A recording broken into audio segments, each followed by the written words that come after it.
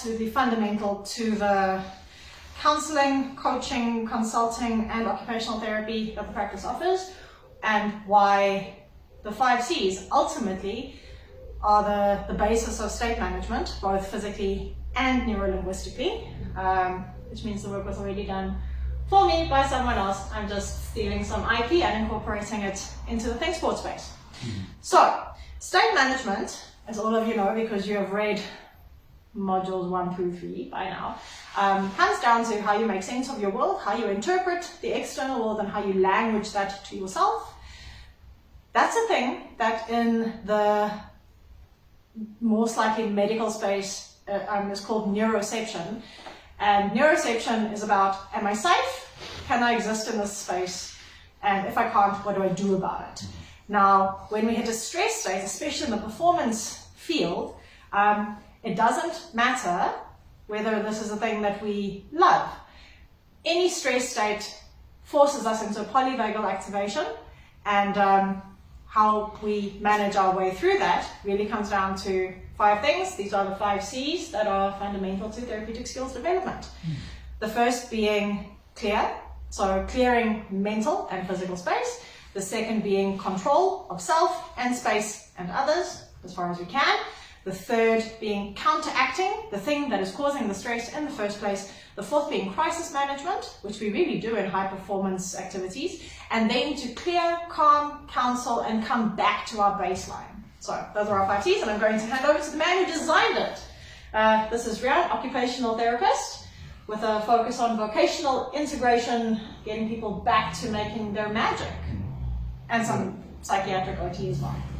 Yeah, so just to add on, so the reason the sequence, the clear, the control, the counteracting, the crisis stage, and the closure stages, that is both the activation phases for the central nervous system, and it's in its ability to regain control, regain physiological homeostasis, and also the psychological stages of losing control. We first lose proximal control, and then we lose environmental control. So from proximal to external, and that's also the way of reintegrating it. So the reason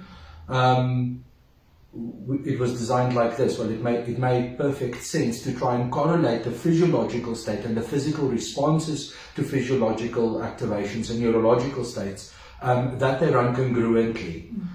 Ended up being a little bit more tricky than just, oh, it's a good idea to put them together, because they're not entirely equal in its intensity or in its duration. However, the way we have it at the moment, it's pretty much as close as it is possible to get it in managing it in a non-clinical environment. Because it is a mind, body, emotion system that we're running, and cognition, behavior, and affect, and the physiological states that go with those 3 influence us all the time. They activate at different thresholds for different people, and they take more regulation or more modulation feedback to get back to homeostasis for different people. So that's why I said this is about as close as we can get it in a non-clinical setting, because a person who's physiologically stable but neurologically activated, well, they would take a sedative, and that would bring it into, that's what I mean by clinical environments. In a non-clinical environment, as in the here and now, this is the most effective way, research till date, and we're still working on it to make sure that we stay at the front of it, to manage state where the behavior, the cognition, and the psychology and the central nervous system is aligned in the here and now. Yes. So clear, as Melissa said, it's to manage the physiological clearance, the physical clearance, and the mental space clearance. What that does is it gives you access to resources, whether it be energy, muscle strength, cardio, energy stored, metabolic equivalency, executive functions. It gives you access to those resources, so that the limbic friction does not occupy them or almost want to say hijack them for crisis state management. The limbic system overrides absolutely everything when there is a perception of threat, and that is threat to emotional safety or physical safety or a social safety where even if we see something going wrong for someone else, we physiologically activate. That's good. And when we're in the limbic system, there is a drive to feel better immediately, but there's also such a rise in cortisol that it is just a stress hormone filled entity, which means we don't have problem solving skills anymore. We default to the thing that we know works in crisis. This is why getting back to the basics and mastering basic physiology is so important, because the body will default to what it knows. If it knows that under this certain threat, I do X, Y, and Z, I perform these tasks in this order, in this time frame, even if there's limbic friction, it doesn't matter. But ideally, we want to get to a point where the person can get themselves out of limbic friction in the first place. Yeah, the limbic system, you're absolutely right. The limbic system is and the amygdala system are incredibly robust parts of the brain. When they activate, they win. It's just like that. Their fibers are almost exclusively efferent, meaning processing the world as it comes in.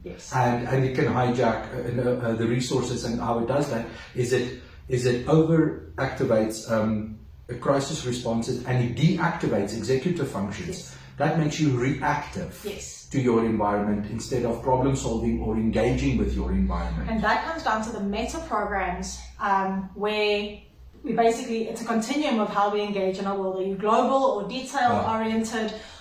Are you optimistic? Are you pessimistic? Are you black and white, or are you slightly more inclusive of the gray areas? And that, are you reactive or just active or proactive? That comes down to the meta program, but the problem is under stress, our meta programs change. Yeah, they default. And once they default, it's vital to get the control back, because, well, we can lose self-control by thinking ourselves out of state. So the clear phase is where we begin, because that's also the mindfulness phase where we self-regulate, where we are able to, I almost want to say, to run our own control or diagnostic system, and to pick up on our cues. Am I pacing? Is my pulse rate increased? Do I focus on one thing and perseverate, or am I able to absorb all the information from my environment? And what's my self-talk in that moment? Am I being hypercritical, or am I completely in a space where nothing matters and I don't really care? Because those are the two extremes where clear is under threat a little bit. Okay, then the control phase. The control phase is short and sweet. It needs to be immediate, it needs to be direct, it needs to be the shortest sentences, the quickest way to connect the dots from where you are to where you want to be, i.e. back into clearance. So that the physical mechanisms is to immediately diffuse whatever built up cortisol, noradrenaline or insulin byproducts. Those are our hormones during stressful states. Adrenaline in the body, norepinephrine in the brain. It changes its molecular sensitivity once it crosses the barrier. But peripheral or residual reservoirs of these hormones are like petrol on the fire. There is no way to compensate for them once they start flooding. And they stay in the system. They stay in the system for 6 to 8 hours, depending on the exposure. And that's only if nothing was added to it. This is why we train at high pressure. Because your body has to get used to that influx of stress hormones, and you have to be able to control and clear when you're in it. So what you want is you also want to habituate the mechanisms of the parasympathetic nervous system to suppress the excretion of those hormones. Because you can't fake the tolerance to them. It's like faking not being hurt. It's like you can smile, but you'll limp. It's like that. Even though you don't show it, the body will react, and in that state, it just continuously makes those hormones. It continuously understands its stressful state, and it will not settle. It will not settle until it's in survival mode. Well, you've activated it. Yeah, it's exactly that. So it will not settle until you give it the mechanisms where it can trust its own survival in clearance state. So during the control phases, we modulate and we integrate, but it is short and sweet, like primal screaming, like hyperventilating, like quickly sprinting, like literally telling somebody, focus on this one thing. And myofascial activations, Yes. here a kinesthetic anchor is going to be Yes, vital because it comes from the outside, and a lot of the time, by the time we get here, we can't self-talk our way out of it, but I can physically step out of or step into. And I need a little bit of an external referent to just bring me back.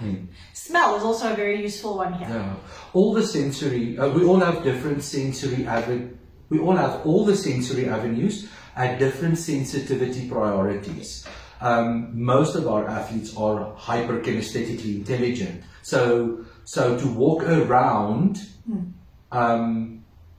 before an event, the day before an event or something like that. That's also why we warm up. Warm up has the double function there to ground the person in their body, to have them go through their checks, to run their repertoire, to run their movement sequences. The kinesthetic training is incredibly important, and those are processed by really robust parts of the brain through the thalamus. It is the horse you want the wagon to latch to. You don't want it the other way around, where the emotions run with the thalamic system. Because when your performance is dictated by your emotional state, your percentage of success diminishes exponentially. Yeah, and also, and it's not only the performance; it's also the here and now absorption of pressure. It's like in a fight, everybody is a champion until they get hit. Yes. And until they get hit really hard.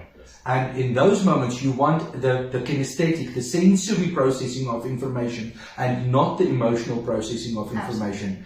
The sensory processing of being hit is wrong place, wrong time, move back, guard up, breathe. Survive. Whereas an emotional response is and then comes a different set of coping responses. Yes. So the control phases are modulatory. Yes. Quick.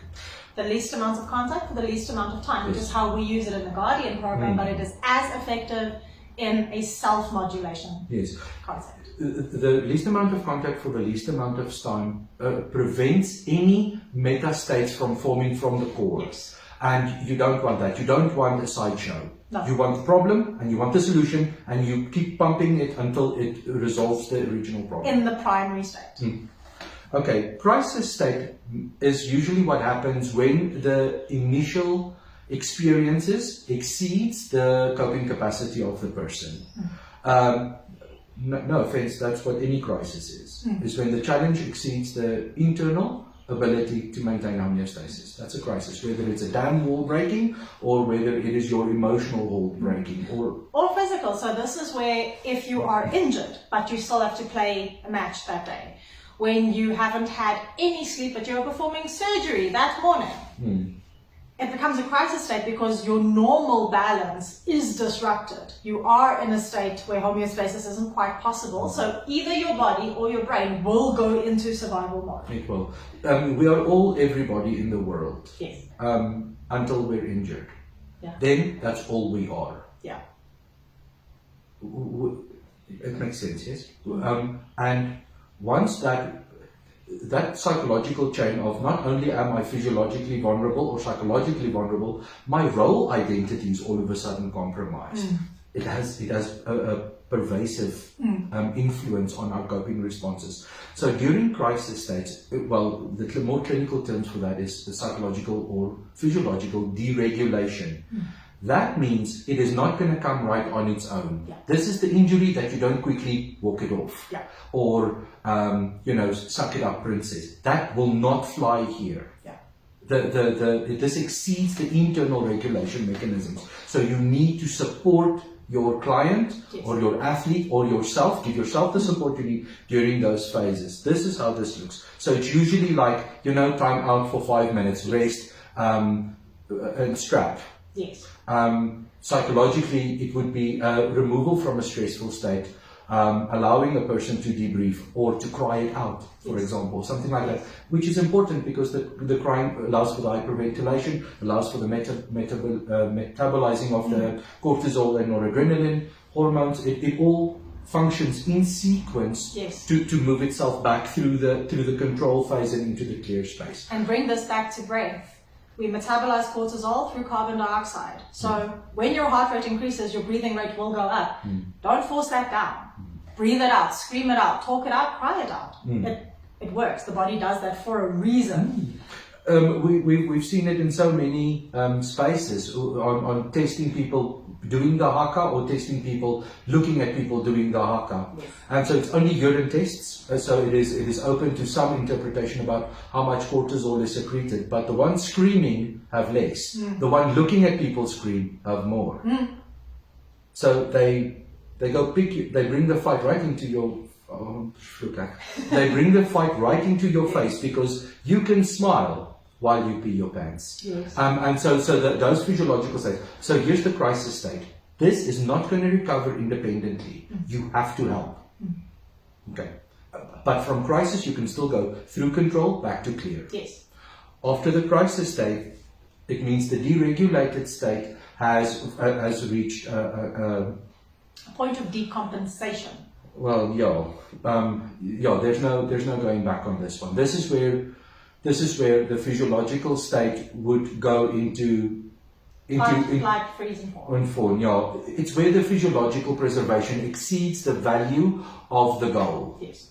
It's where pushing for the gold medal is not as important as not stroking or not hyperventilating to the point where you pass out, or where you will drop the weight instead of biting through and tearing a muscle or dislocating a joint. This is where in an argument people usually run out of the room and slam the door, because what happens during that intense interaction, it exceeds the ability to maintain both not only the composure, but it also muddles the closure loop. It's like if this fight continues, we won't be able to come back to this point. That's usually when people run out of the room and slam it off. That's just a psychological example of it.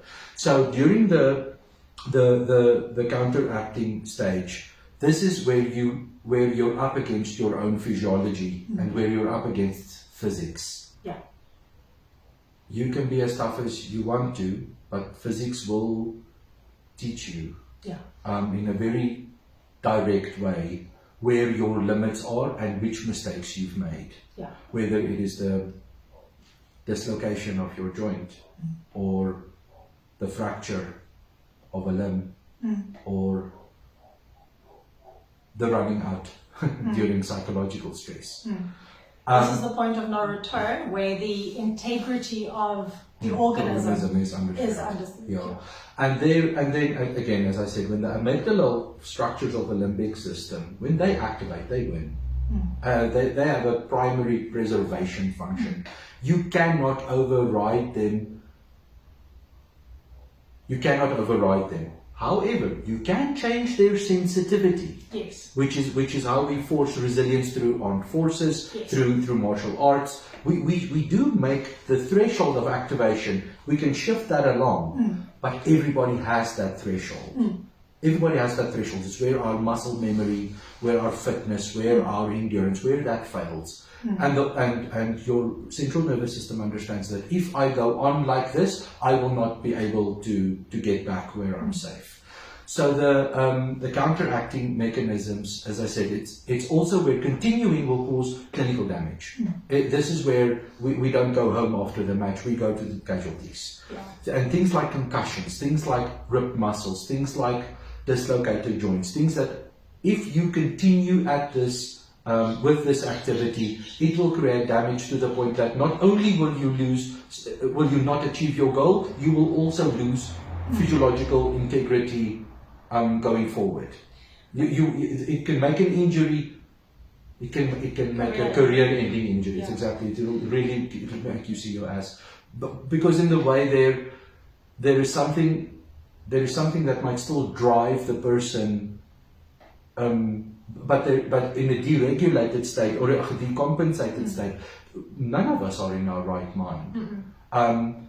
So those are the states where you run into the fire to fetch your child or to grab your dog, and you're okay with the consequences, but the consequences are usually permanent. This is not a performance state in which either TSD or think sport functions, because we do put the human before athlete, the human before performer. Absolutely.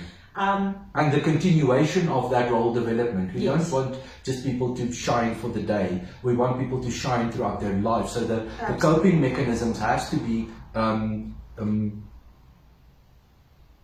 both. I almost want to say universal throughout their human And I want to functioning. say compassionate and sane. Okay. Yeah. I, as a dancer with a bad leg, I danced on it until I had to have a second surgery because I go into that state, and to be able to do my fouettes is more important than the integrity of my leg. Which makes sense as the athlete who pushes, but it makes no sense as the coach who wants to say, but can you do this for the rest of your life? Yeah. And what is the message that you, as an athlete who can no longer perform, will give to everybody else under you? Then we see this in the perfectionistic sports. Those who could not do it anymore because of injury force this level of decompensation onto their athletes and push them as hard as they were pushed and drive them as hard as they were driven, not bearing in mind the damage that can do.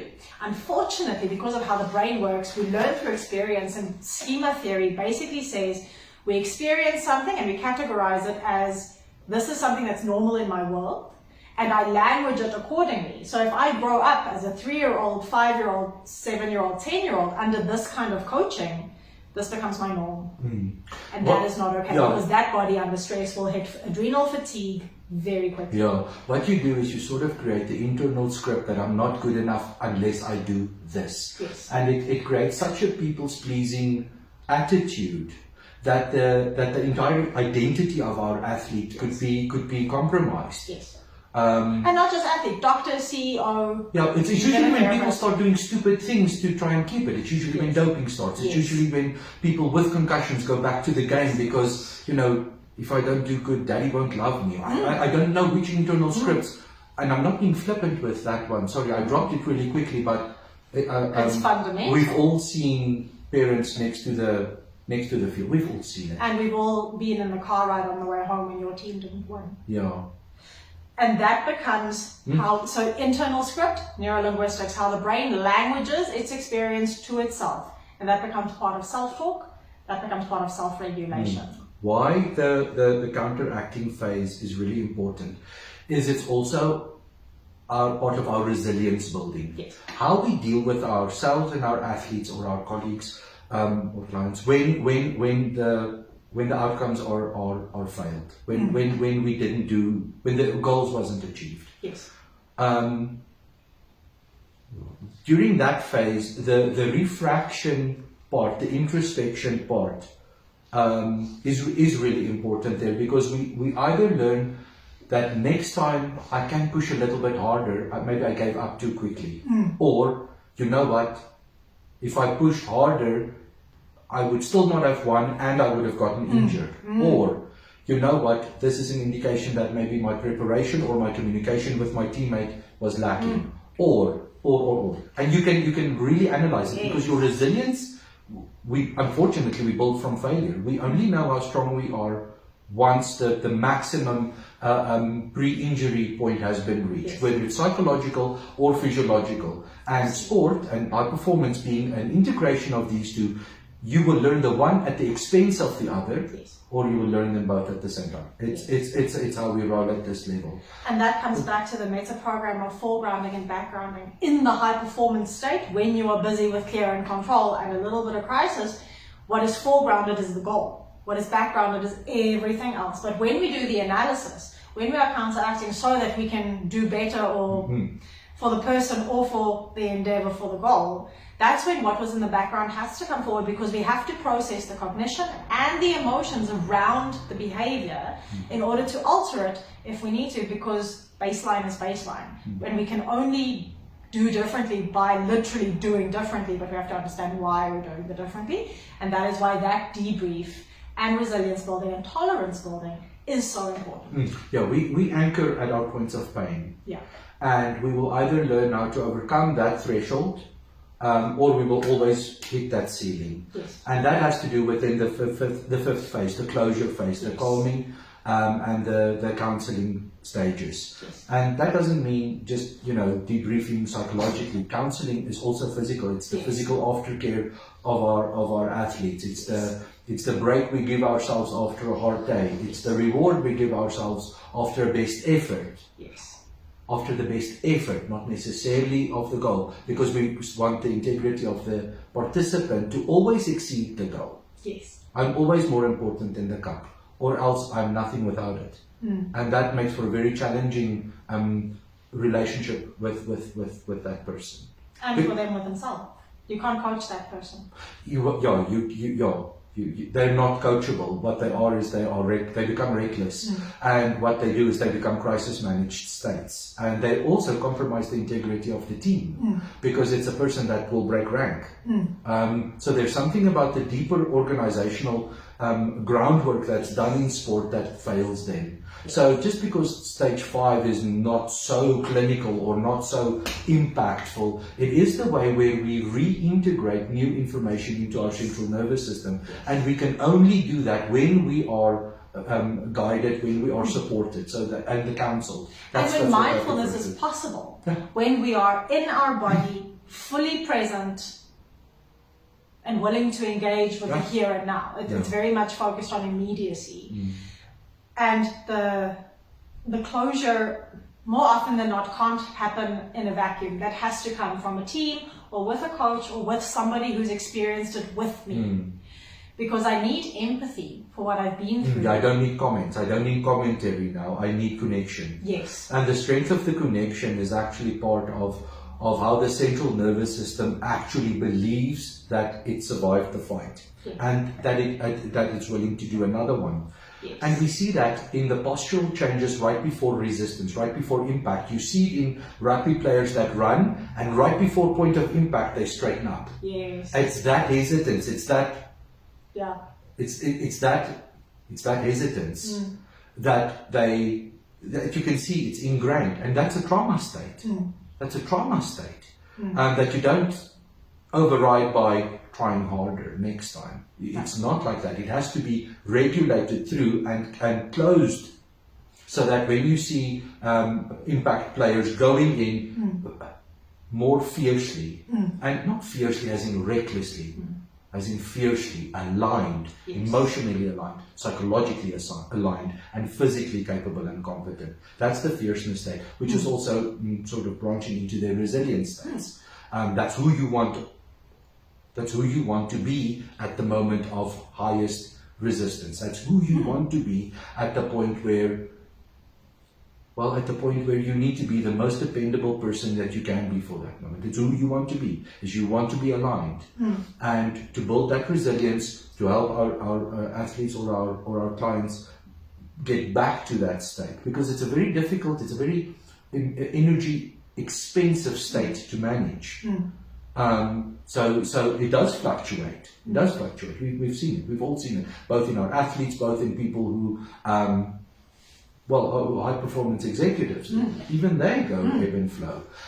So those states have to be managed more consciously, but they can be maintained for longer. They can be maintained and developed at a higher level from baseline where it starts. And that's sort of what we endeavor to push. It's not only just to have a role that's ingrained, but it's a role that's internalized. Yes, this isn't role play, it's role development. It's exactly that. It's not play. It's role development. Yes. And that's how it can also carry over into our other areas of life as well. The athlete with composure will have a relationship with composure. Yes. The athlete that has role play in relationships, so they will do that. So yeah, that's how come to align